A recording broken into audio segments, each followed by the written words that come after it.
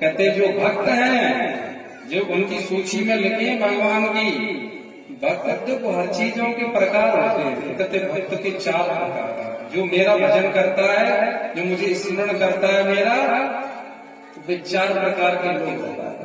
तो बताए कि एक भक्त वे हैं जिनको कहा अर्थार्थी। अर्थार्थी जो कहते हैं मुझे स्मरण तो करते हैं मेरा, मुझे बुलाते हैं, मुझसे मांगते हैं, और ये कहते हैं कि मेरा यह काम बन जाए, मेरी नौकरी लग जाए। हे भगवान, यह हमारे बालक नहीं है, बालक को हो जाए। हे भगवान, फिर हम भागवत की कथा कराए। ये भक्त ही है, भक्त है ये भगवान ने स्वयं बना। लेकिन एक भक्त तो नाम क्या दिया है, नामकरण कर दिया है, नामकरण संस्कार है। कहते हैं ये अर्थार्थिक भक्त है। तो लोग कहते हैं कि मांगते तो मुझसे ही है, संसार में तो नहीं जाते हैं कि तुम ऐसा कर दो, तुम ऐसा कर दो, डॉक्टरों पे तो नहीं जाते, तो मुझसे कहते हैं, केवल मेरा मुझे आधार बनाते हैं, तो मैं उनकी मनोकामना को पूर्ण कर देता हूं। भगवान तो कैसे भी जपते हो, मुझे याद तो करते हैं, किसी बहाने से करें, अर्थात नहीं है। और एक भक्त कौन बताए, कि पहले तो मुझे याद नहीं करते, भगवान कहते हैं, और जब कोई संकट आ जाता है तो फिर याद। तो कहते चलो संकट आने पर याद तो मुझे ही करते हैं, तो मेरे भक्त। ऐसा तो नहीं कि पहुंच जाए संसार में, चलो तुम हमारी मदद करो, तो संसार के लोग तो मदद नहीं करेंगे, तुम्हारा दुख को बढ़ाए, तो मदद करता है। तो वो जो केवल मेरा आश्रय लेता है कि अब संकट आ गया और सब छोड़ करके एक मेरा नाम लेता है, तो मैं तुरंत ही जाकर के उसका उद्धार कर देता हूँ, इनको पार करता है। ये भी भागवत जी में कथा है, आपने सबने सुनी है, गजेंद्र और ग्रह की कथा। जब गजेंद्र और ग्रह मगर और गजेंद्र हाथी, दोनों जब गजेंद्र अपने परिवार को लेकर के, ये हम जान करके भूमिका बना रहे हैं, उद्धव गोपी प्रसंग में ये जान करके भूमिका पढ़ रहे हैं आएंगे वहीं, इसलिए कि वह स्पष्ट हो जाए। जो गोपियां भक्त हैं, तो उनकी जो भक्ति है, तो उनसे हम और आपको कुछ सीखने को मिल जाए। गजेंद्र ग्रह में क्या है, जब 1000 वर्ष तक युद्ध चला, तो हाथी जल का जीव तो है नहीं, जल का प्राणी है, वह तो पृथ्वी पर रहता है, जल में रहता है, मगर जो जहां का निवासी है वहां उसकी शक्ति कम नहीं होती। यदि वो दूसरे देश में जाता है तो उसकी शक्ति क्षीण होगी। गजेंद्र की हाथी की शक्ति क्षीण होती गई, 1000 वर्षों तक युद्ध चला सा, लेकिन हाथी की शक्ति क्षीण हो गई। अब वो खींचने लगा, पैर पकड़े था मगर की ताकत बढ़ गई थी, वो पानी में, और इनकी ताकत घट रही थी। तो जब खींचने लगे, उनको समझ आ गया कि अब तो मेरी मृत्यु निश्चित है, तो उसी समय उन्हें पूर्व की स्मृति आ गई। पूर्व में वे मलध्वज नाम के राजा हुआ करते थे गजेंद्र, एक समय तपस्या कर रहे थे, तपस्या करते में अगस्त ऋषि का आना हुआ, और उनको देख करके उनको अपनी तपस्या का इतना घमंड था कि अगस्त जी को देख कर वे खड़े नहीं हुए, प्रणाम नहीं किया। तो अगस्त जी ने कहा, तुम भक्ति विहीन तप करते हो, तुम तामसी तप करने वाले हो, इसलिए अब तुम्हें अगले जन्म में हाथी बनना पड़ेगा। तुम हाथी की नहीं बैठे हो, हिंदुल भी नहीं रहे हो। अगस्त ऋषि के श्राप से वे आकर के यहाँ गजेंद्र बैठे। अब उनको पूर्व की स्मृति आ गई, संत की स्मृति आई, भगवान का स्मरण करने लगे। कमल का फूल सूंड में लेकर के केवल, और उन्होंने एक नाम, मुझे दीन बंधु भगवान गरुड़ पे चढ़े, इतना तो कह भी नहीं पाए, बस उनके अंतःकरण में यह स्फुरना हुई कि हे भगवान, इतने में तुम्हें गरुड़ पे बैठ के वहां आ गए और आकर के गजेंद्र का उद्धार कर दिया। गजेंद्र को बचा करके उद्धार कर दिया हाथी को, और मगर को मार करके उद्धार कर दिया। भगवान के हाथों से चाहे मर जाए कोई या स्पर्श हो जाए उसको तो तब, क्योंकि वह भी कोई मगर, वह भी बूहू नाम का गंधर्व था पूर्व का।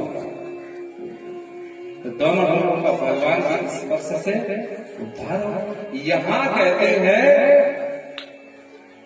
भगवान कि वो मेरा आत्म भक्त है। कैसे संकट में हो जाता, यही हमारा आपको होना चाहिए। चलो पहले नहीं लेते नाम कोई बात नहीं, यदि कोई संकट आ जाए और जिस समय सब सो रहे हो, आप रात्रि काल में अकेले में बैठ करके यदि आप रो दिए, आपके आंख में से कहीं आंसू ढड़क करके हे भगवान अब तो मेरा कोई नहीं है, तत्क्षण उसी क्षण आज भी भगवान यहाँ प्रकट हो जाएंगे, आपकी सहायता करेंगे। लेकिन आपके तो अश्रु तो दे रहे हैं। एकांत में भगवान के लिए रो लेना चाहिए। और वास्तव में जो दुखी व्यक्ति भगवान को स्मरण करता है, सुखी व्यक्ति नहीं करता।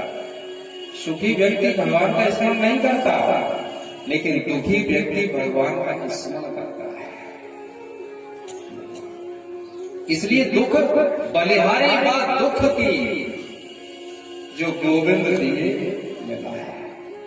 बलिहारी दुख की क्या, हमारे महाराज जी तो ऐसा कहते हैं कि बलिहारी यदि कोई पाप भी धोखे में कोई हो जाता है और वो पाप से व्यक्ति पश्चाताप करके और सबसे वैराग्य होकर के उसको भगवान की शरण में पहुंच जाए, तो महाराज जी कहते हैं बलिहारी उस पाप की भी जिसने गोविंद दिए।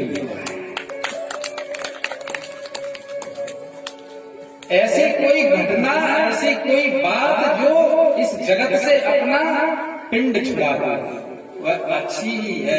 जो भगवान में जाके जोड़ दे, वो चाहे जैसी घटना हो, वह घटना बंदनीय है। चाहे अजामिल की बात हो, भले ही दासी पति हो गया अजामिल, लेकिन साधु संतों की संगत से, थोड़ी सी संगत से ही और अजामिल का भी देखो भगवान की गोद में पहुंच गए। उन्होंने अपने अंत काल में हरिद्वार कुलय आश्रम में तप किया है।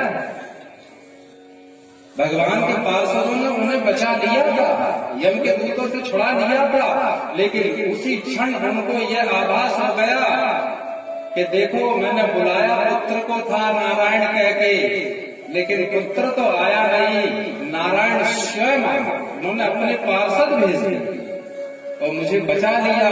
ऐसे भगवान जिनको मैं भूल गया था, अभी स्मरण किया, बचा लिया, ऐसे भगवान को भुला करके मैं कहाँ लगा हूँ।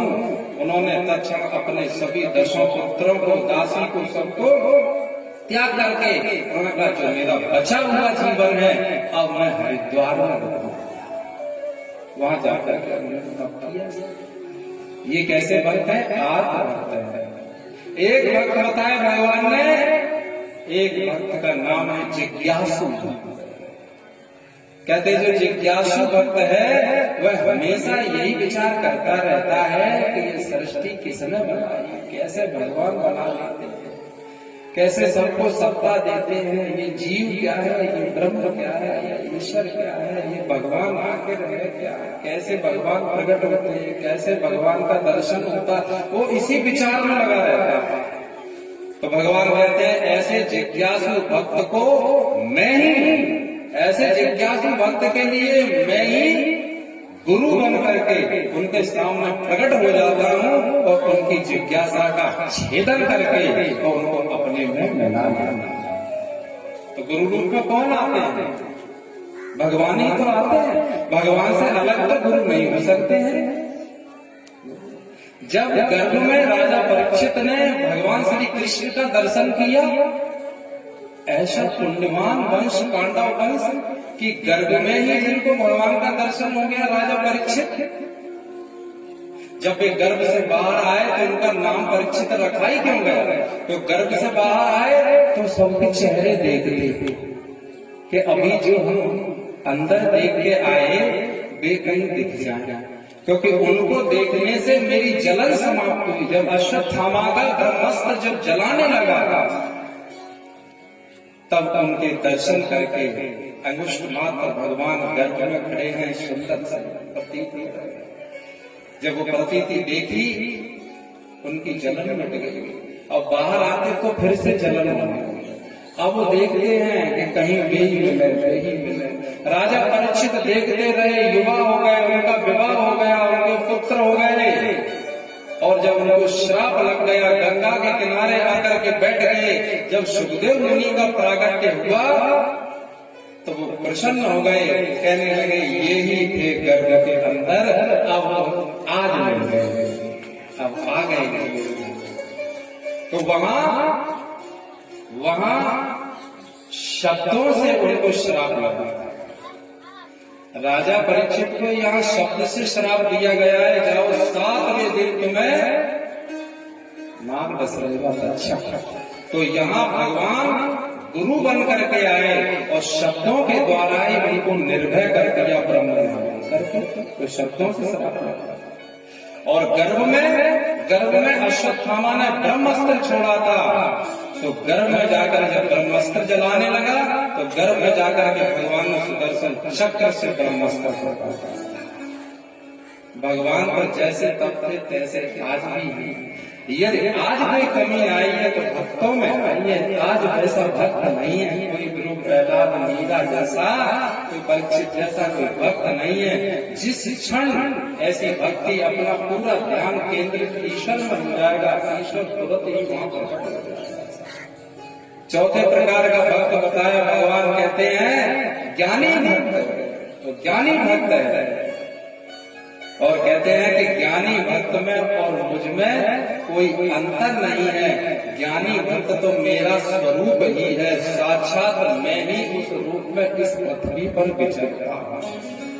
जानत तुम्हें है जाए, ज्ञानी में और मुझ में कोई अंतर नहीं है। ऐसे यही भक्ति, ये सब चीजें कहाँ मिलती है?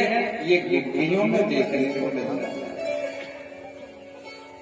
गोपियां जिन्होंने भगवान को छछिया पर छाछत नाच, यदि नाचो तो वे नाचने लगे। अरे जगत के लोगों को तो चाहे कोई नचाता, कोई भी नचाता, कैसे भी नच जाएगा, लेकिन भगवान को कोई नचाता तो कौन भगवान का भक्त ही नचा सकता।